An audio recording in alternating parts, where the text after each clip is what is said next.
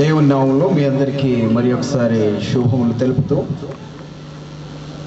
ఈ ప్రత్యేకంగా ఏర్పాటు చేసినటువంటి అదనాయ్ ప్రోగ్రాంలో దేవుని యొక్క పరిశుద్ధమైనటువంటి వాక్యం అందించడం దేవుడు నాకు అనుగ్రహించినటువంటి తరుణం తలంచి దేవునికి ప్రత్యేకంగా కృతజ్ఞతాస్తుతులు చెల్లిస్తున్నాం.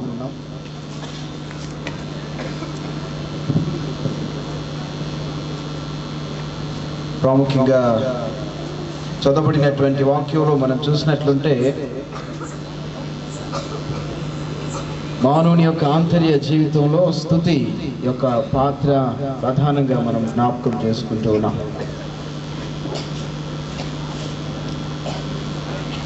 దావీదు భక్తుడు గొర్రెల కాపరిగా ఉంటూ ఒక గొప్ప ఉన్నతమైనటువంటి సంగీత విద్వాంసునిగా తన తలాంతును దేవుని మహిమార్థమై ఉపయోగించి ఉంటూ ఉన్నాడు, వాడి ఉంటూ ఉన్నాడు. అలాంటి సందర్భంలో దేవుడు పిలిచాడు, గొప్ప ఉన్నతమైనటువంటి స్థితికి ఎదిగింపజేశాడు. ఒక రాజుగా ఉండటానికి, రాజ్యాన్ని పరిపాలించటానికి, గొప్ప మహా ఉన్నతమైనటువంటి బాధ్యతలు నిర్వర్తించడానికి దేవుడు హెచ్చించిన దేవుణ్ణి స్తుతించడం, దేవునికి కృతజ్ఞతాస్తుతులు చెల్లించడం ఏమాత్రం కూడా మానలేదు. సరికదా కీర్తనలు రచించి తద్వారా దేవుని యొక్క ఉన్నతమైనటువంటి నామాన్ని కీర్తిస్తూ కొనియాడుతూ మానవాళి జీవన విధానానికి ఒక గొప్ప ఉన్నతమైనటువంటి పాఠాన్ని అనుదినం నేర్పేటటువంటి ఈ యొక్క కీర్తనలు రచించి ఉన్నటువంటి సత్యాన్ని ప్రత్యేక సమయంలో మనం జ్ఞాపకం చేసుకుంటూ ఉన్నాం. మరి ఈరోజు మన యవనస్తులు ప్రదర్శించినటువంటి ప్రదర్శనలన్నీ కూడా మనకు చాలా ఆకట్టుకొని ఉంటూ ఉన్నాయి. వారి యొక్క తలాంతులను ఈ రకంగా ప్రదర్శిస్తూ దేవుణ్ణి స్తుతించడం, దేవుణ్ణి మహిమపరచడం, ఇది దేవుని యొక్క ఉన్నతమైనటువంటి ఒక గొప్ప కృప. మరి ప్రత్యేకమైనటువంటి సమయంలో ఏర్పాటు చేసుకునేటువంటి అంశాన్ని మనం చూస్తే, సింగ్ అంటు ద లార్డ్, దేవుణ్ణి స్తుతించడం, దేవునికి కృతజ్ఞతాస్తుతులు చెల్లించడం మన జీవితంలో, మానవుని యొక్క జీవితంలో చాలా ప్రాముఖ్యమైనటువంటి అంశం అనే సత్యాన్ని మనం చూస్తాం. నా జీవితకాలం అంతా కూడా దేవుణ్ణి స్తుతించడం దేవుడు మనకు అనుగ్రహించినటువంటి ఒక గొప్ప ఉన్నతమైనటువంటి బాధ్యత. ఎందుకు స్తుతించాలి? దావీదు భక్తుడు మరి ఎందుకు దేవుణ్ణి స్తుతించాడు, ఎందుకు దేవుణ్ణి కృతజ్ఞతాస్తుతులు చెల్లించాడు?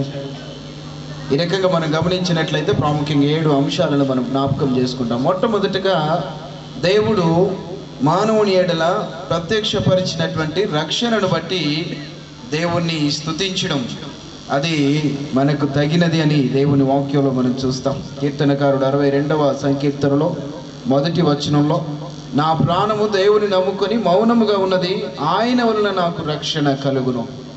దేవుడు తన రక్షణ మానవునికి విస్తరింప చేస్తూ ఉన్నాడు. అందును బట్టి దేవుణ్ణి మనం స్తుతించాలి, అందును బట్టి దేవునికి మనం కృతజ్ఞతాస్తుతులు చెల్లించాలి. మరంత మాత్రమే కాకుండా డైలీ నెసెసిటీస్, ప్రతి దినం మన యొక్క అవసరతలు ఎన్నో ఉంటాయి. ఉదయం లేచినది మొదలుకొని సాయంత్రం మట్టుకు, నిద్రపోయే మట్టుకు, తిరిగి లేచే మట్టుకు అనేకమైనటువంటి పనులు వాటన్నిటిలో కూడా దేవుడు కల్పించుకుంటున్నాడు. వాటన్నిటిలో దేవుడు తన ఉన్నతమైనటువంటి ఆ యొక్క సమృద్ధి ఆశీర్వాదములను మనకు అనుగ్రహిస్తూ ఉన్నాడు. 145వ సంకీర్తనలో 10వ వచనంలో ఆ సత్యాన్ని దావీదు భక్తుడు జ్ఞాపకం చేస్తూ దేవుణ్ణి స్తుతిస్తూ ఉన్నాడు. మన అనుదిన జీవితంలో మన అవసరాలను తీర్చేటటువంటి దేవుడు, ప్రతి అవసరతను తీర్చి తద్వారా మన ద్వారా మహిమ పొందేటటువంటి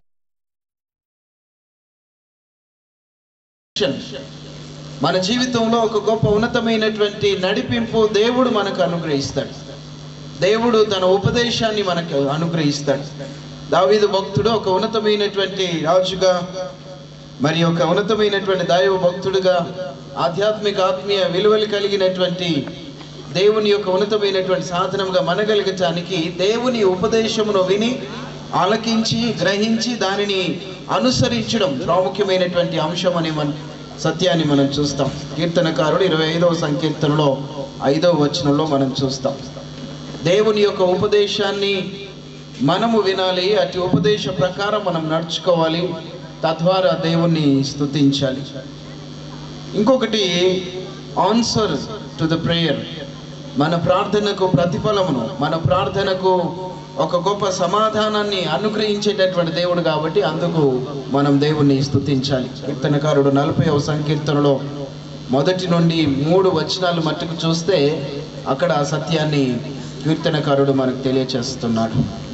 అంత మాత్రమే కాకుండా కరేజ్ సంకీర్తన 31:24లో మనం చూస్తాం, దేవుడు అనుదినం మనకు ధైర్యాన్ని అనుగ్రహిస్తూ ఉన్నాడు. ఈ లోకంలో జీవించుటకు, ఈ లోకంలో ప్రతి పరిస్థితిని ఎదుర్కొనగలుగుటకు, ఎదుర్కొని దేవునికి సాక్షులంగా నిలవగలుగుటకు ఒక గొప్ప ధైర్యాన్ని మనకు అనుగ్రహిస్తూ ఉన్నాడు.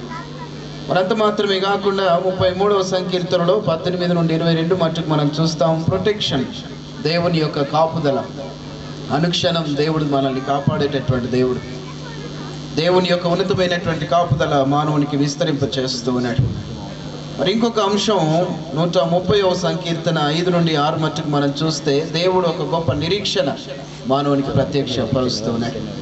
ఈ 7 అంశాలు దేవుణ్ణి స్తుతించడంలో చాలా ప్రాముఖ్యమైనటువంటివి. దేవుడు తన రక్షణ మనకు బయలుపరిచి ఉన్నాడు. దేవుడు మన అవసరతలన్నిటిని కూడా తీరుస్తూ ఉన్నాడు. దేవుడు తన ఉపదేశాన్ని మనకు వినిపింప చేస్తూ ఉన్నాడు. మనం ప్రార్థించినప్పుడు మనకు సమాధానాన్ని అనుగ్రహిస్తూ ఉన్నాడు. ధైర్యంగా ఈ లోకంలో మనగలుగుటకు, జీవించగలుగుటకు యోగ్యత దేవుడు మనకు అనుగ్రహిస్తూ ఉన్నాడు. తన కాపుదలను విస్తరింపచేసి దేవుడు మనకు అనుగ్రహించిన, మనకు ఇచ్చిన వాగ్దానాన్ని నెరవేర్చడంలో నిరీక్షించగలిగేటటువంటి అటు స్థితి దేవుడు మనకిచ్చాడు. కాబట్టి ఇదిగో దేవుణ్ణి మనము స్తుతించాలి. మన జీవితకాలం అంతా కూడా ఆయనను స్తుతించాలని, దేవుణ్ణి ఘనపరచాలని దేవుని యొక్క వాక్యంలో మనం గమనిస్తూ ఉన్నాం. మరి యవన బిడ్డలు ఇటు గొప్ప ఉన్నతమైనటువంటి ఈ యొక్క అంశాన్ని ఎంచుకోవడం, తమ జీవితకాలం అంతా కూడా తమ తలాంతులను దేవుని యొక్క ఉన్నతమైనటువంటి సేవార్థం, పరిచర్య నిమిత్తం, మహిమార్థమై వినియోగించుకునేలాగున, వాడబడులాగున మనమందరం ప్రార్థించవలసినటువంటి అవసరం ఉంది. ఆ రకంగా ఎదిగి దేవునికి మహిమ తెచ్చేటటువంటి బిడ్డలుగా మనగలుగుటకు దేవుడు తన గొప్ప కృప యవన బిడ్డలందరికీ కూడా దయచేయను గాక.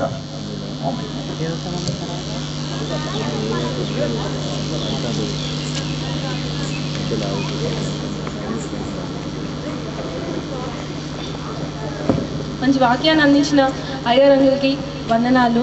నిజమండి, మనం దేవుడు మనల్ని ఎంతో ప్రేమిస్తున్నాడు, ఎన్నో అడ్డంకుల నుంచి మనల్ని కాపాడుతున్నాడు. ఇది ఒక మంచి తరుణంలాగా మేము యూటిలైజ్ చేసుకోవాలనుకున్నాం, దేవునికి థ్యాంక్స్ చెప్పడానికి.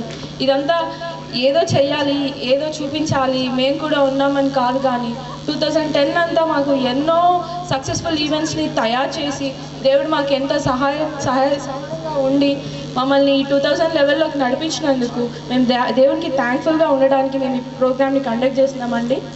ఇప్పుడు దానికి సంబంధించినట్టుగానే మా బాయ్స్ ఒక ప్లే చేస్తున్నారండి, దాని పేరు లేచర్.